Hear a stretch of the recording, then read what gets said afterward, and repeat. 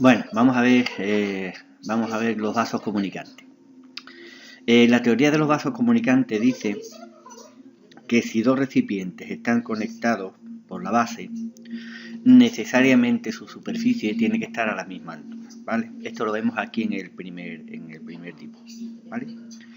Estos dos recipientes están conectados por la base y, por lo tanto, la altura en los dos recipientes del líquido, de la columna de líquido, necesariamente tiene que estar a la misma altura, ¿de acuerdo?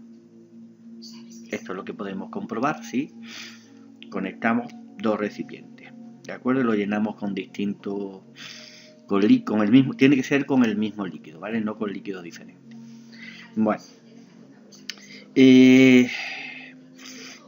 con esta teoría, la de los vasos comunicantes, podemos explicar algunas cosas. Por ejemplo, fijaros en la segunda figura, ¿veis? Que veis aquí una montaña, dos valles, ¿no? Y un par de lagos. Bueno, si estos dos lagos, su superficie estuviese a la misma altura, podríamos concluir que subterráneamente estarían comunicados, ¿no? Aquí vemos que hay una serie de bolsas de agua aquí en el interior de esta montaña, pero que los lagos no están comunicados. Si se comunicase un lago con otro, lo que sucedería es que este primer lago de aquí empezaría a descender, ¿vale? El nivel, y el otro empezaría a aumentar hasta que llegase un momento en que se tendrían que igualar las dos superficies. Si observáramos esto en dos lagos, pues sabríamos que están comunicados subterráneamente.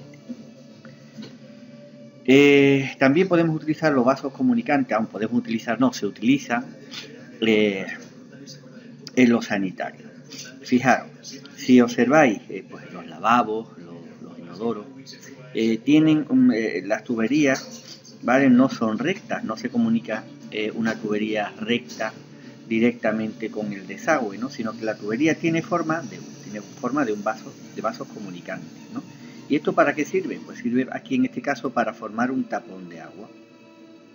Cuando sale el agua del lavabo o del inodoro, aquí en el sifón, la tubería está en forma de U, se queda una cantidad de agua que impide que los olores, ¿vale?, no salgan hacia la superficie.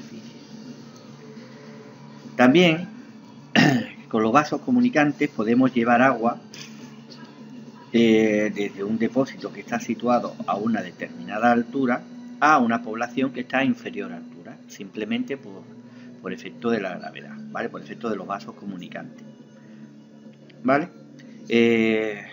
Fijaros, aquí la superficie del agua está hasta a esta altura, con lo cual nosotros podríamos llevar el agua hasta poblaciones o casas que estuviesen hasta esta altura.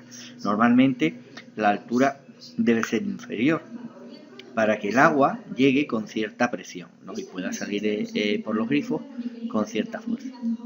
¿De acuerdo? Vale. Además, podemos utilizar unos vasos comunicantes para conocer la densidad. No. A ver, ¿qué ha pasado esto? Estamos...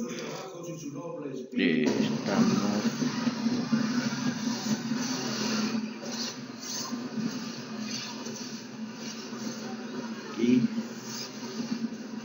Vale. Además, como decía, podemos utilizar la teoría de los vasos comunicantes para calcular la densidad de un líquido a partir de la de otro líquido conocido. Estos líquidos, para poder hacer este cálculo, deben ser líquidos que no se puedan mezclar. Por ejemplo, imaginaros que tenemos aquí dos líquidos: agua, que es el de color azul, y aceite, el de color naranja, ¿de acuerdo? Al ser los líquidos de distinta densidad, no se cumple pues la teoría de los gases, vamos, no se cumple. Las dos superficies no van a estar a la misma altura, ¿de acuerdo? Decíamos que las superficies están a la misma altura cuando comunicamos dos recipientes con un mismo líquido, ¿no? Entonces las alturas al final se igualan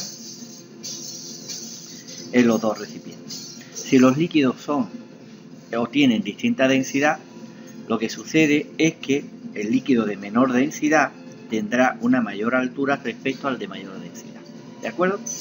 Bueno, fijaros, ¿qué sucede? Evidentemente aquí en la superficie los dos líquidos tienen la misma presión, que es la presión atmosférica. Y también, por lo que sabemos de la presión en el interior de un líquido, a una misma profundidad, tiene que haber una misma presión. O sea que aquí, en este punto, en el punto P, la presión que hay en la rama A y la presión que hay en la rama B tiene que ser la misma, ¿de acuerdo? La presión que hay en la rama A será debido a la columna de agua en este caso, ¿no? Que es lo que hemos dicho. Y la presión que hay en la rama B es debida a la presión del aceite, ¿de acuerdo? ¿Por qué es mayor la columna de aceite? Porque el aceite es menos denso, pesa menos, y para que en el punto P haya la misma presión que en el punto A, necesitamos más cantidad de aceite. Bueno, pues sabiendo esto, en este punto, ¿vale? La presión del punto A tiene que ser la misma que la presión del punto B.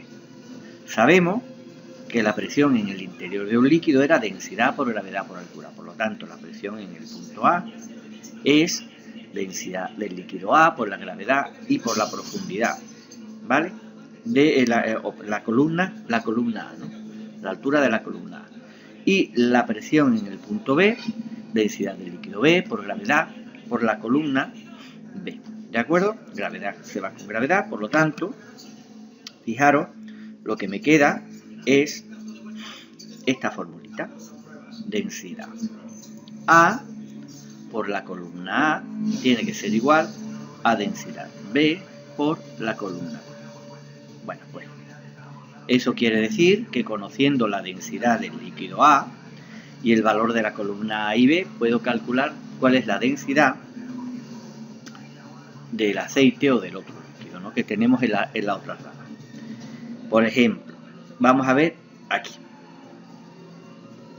Vamos a suponer que tenemos estos vasos comunicantes, que tenemos el líquido verde, agua en este caso. La densidad del agua, como sabéis, era 1 gramo partido de centímetro cúbico, y en la otra rama tenemos aceite.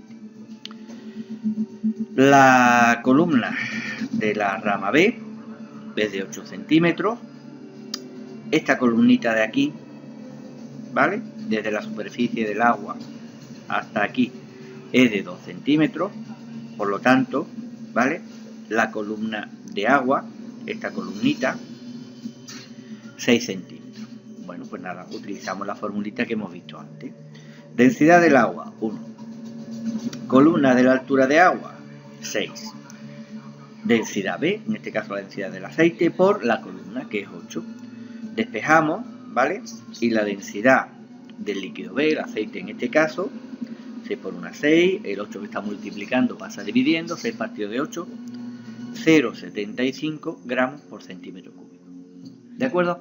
Bueno, pues de esta forma tan simple podemos calcular la densidad de un líquido distinto a partir de uno que conocemos. Como siempre os digo, aquí pues podemos jugar con estas variables, ¿no? Tenemos densidad y profundidad. Bueno, pues depende de los datos que me den, pues podré calcular una cosa u otra. Aquí me han dado las dos columnas la del líquido A y la del líquido B, y la densidad de uno de los líquidos, por lo tanto calculo la del otro. Podría ser que me diera las dos densidades, una de las columnas, y que me pidieran cuál sería el valor de la columna del otro líquido. ¿De acuerdo? Simplemente es despejar la fórmula, sustituir los datos conocidos, despejar el que me pregunte. ¿De acuerdo? Bueno, hasta luego.